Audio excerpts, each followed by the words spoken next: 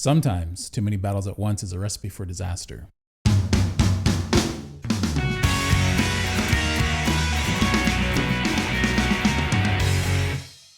Hey, what's shaking bacon? My name is Bruno Panucci. I hope you're doing well.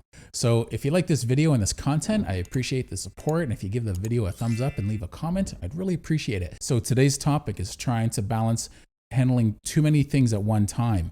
Now, specifically when it comes to a carnivore diet. Now, it's not usually a good life strategy when you're trying to handle too much at once in any part of your life. You know, if you're working too much, if you're spending too much time neglecting certain areas and spending a lot more time on the things that you maybe have to do or that you want to do, sometimes when you get out of balance with these things, it's tough to clean up the mess that happens afterwards. So what I'm talking about in relation with the carnivore diet is if you're trying to manage cutting out carbohydrates and you're having trouble sticking to this and it's getting to be too much and you're always kind of starting and stopping, you have to stop and reassess if you're tackling too much at once.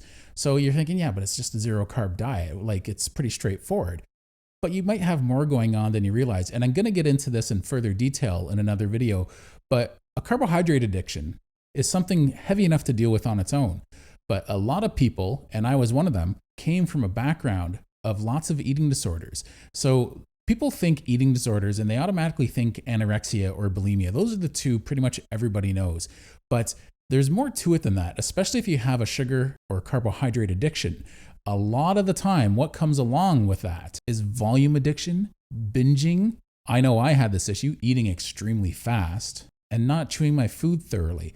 Those are all different types of eating disorders. That can be pretty damaging because you're trying to handle all those things as well as maybe emotional eating on top of that. Along with carbohydrate addiction comes emotional eating. So a lot of these people who are suffering from, say, volume addiction or just binging, what happens is there's some emotional eating sometimes behind that. Now, I noticed in college that I was emotionally eating because I remember finishing an exam once. I mentioned this in some other videos. I finished an exam and it was a very important exam and I had a lot of tests. We usually had about 2 or 3 tests a week in massage therapy college. And sometimes we'd have an exam as one of those tests. I used to stop at Tim Hortons on the way home and grab some triple chocolate brownies.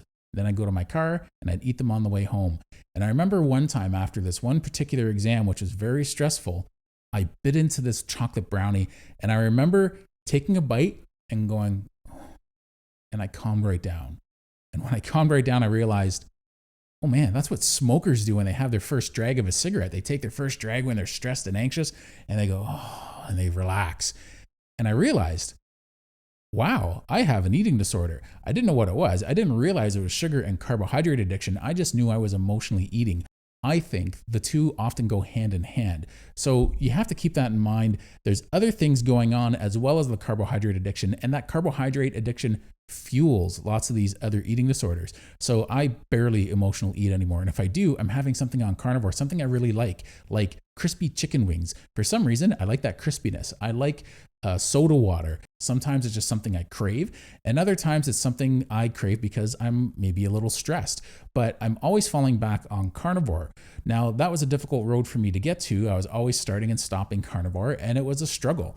And I eventually became consistent. Now I had a bit of an epiphany when that happened. I had to sort of not out of body experience, but it just hit me. And when it hit me, it was an easy course from that point on because I faced a lot of stress and I eventually faced something so stressful, putting my dog down, that it just did me in. And I was emotionally eating for a long time. And it took me eating like that, binging for months. I was barely eating any healthy food before it hit me how serious my problem was. My weight didn't do it.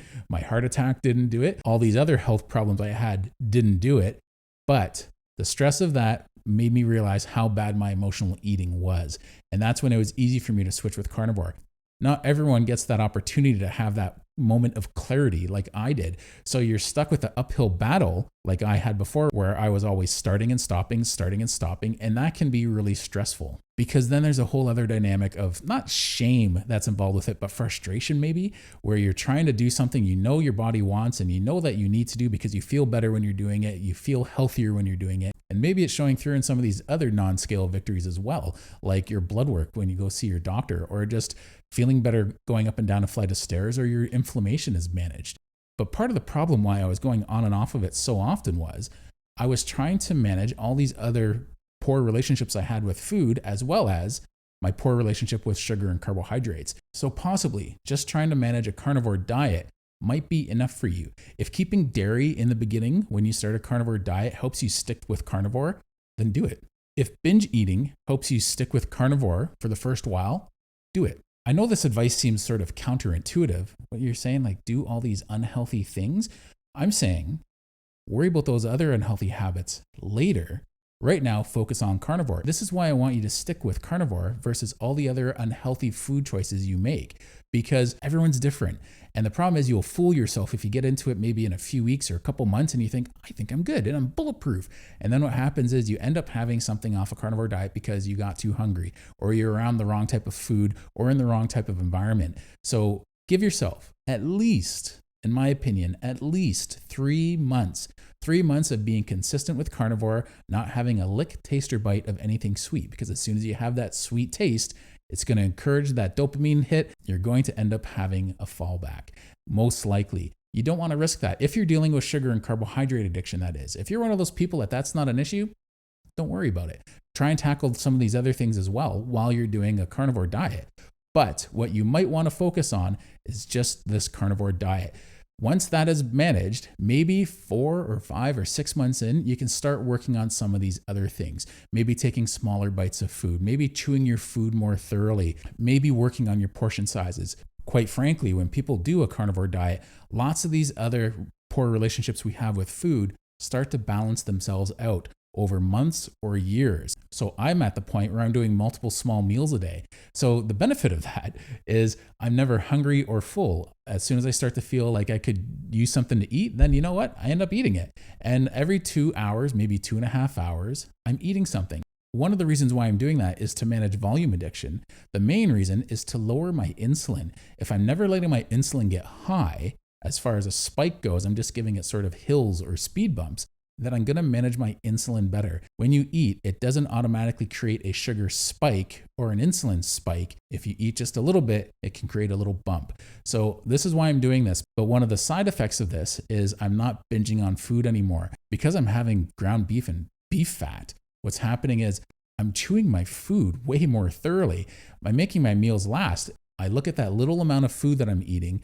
It's like a saucer. It's like a small dish of food, like a small takeout container, just about 20-25 ounces of protein and then a bunch of fat on top of that.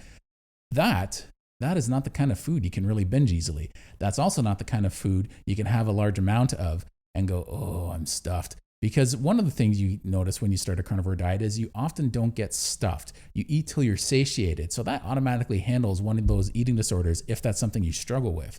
And after that, you're just going to start getting more and more in tune with your hunger signals.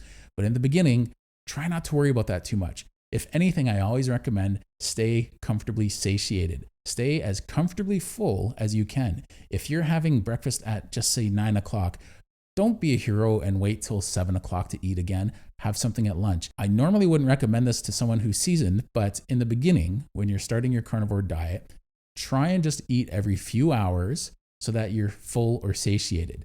Don't let yourself get hungry because that's when you're going to make a bad choice, and it's still early on enough that you're going to make a bad choice possibly towards something that is a trigger food for you. So you want to try and stay away from those trigger foods. It's more important that you stick with your carnivore diet in the first few months to 6 months. Time is on your side with those other health problems. So when you're starting a carnivore diet, I don't recommend intermittent fasting, especially if you have a history of binge eating, because now you're trying to give yourselves peaks and valleys with your food. You're eating a lot and then you're waiting till you're hungry later on. You typically are supposed to go back to your carnivore diet when you do eat again.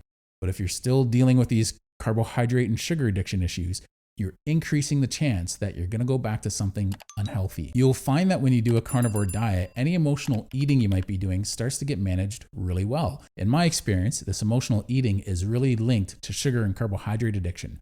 When I wanted to emotionally eat, I wasn't going for steak when I was off a carnivore diet or trying to do a carnivore diet. I was going for carbs and junk food. So you want to keep in mind, emotional eating might be a bigger issue than you realize, or one of these other eating disorders that I mentioned, or maybe something I didn't mention might be something you're dealing with. So you want to try and balance this. You want to try and make sure that you're setting yourself up for success.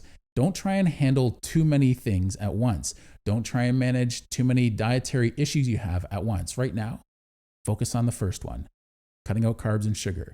After that, maybe take on another one or two. You may find just doing this carnivore diet helps balance out everything anyway. I still have lots of these eating disorders, but instead of having huge peaks and valleys with all these eating disorders, they're a lot more managed. They still exist, but they're more manageable. I'm barely turning to food for emotional eating. It's just something that doesn't really exist that strongly on a carnivore diet. That's something I've always had to deal with, was the emotional eating. What is it that you had to deal with?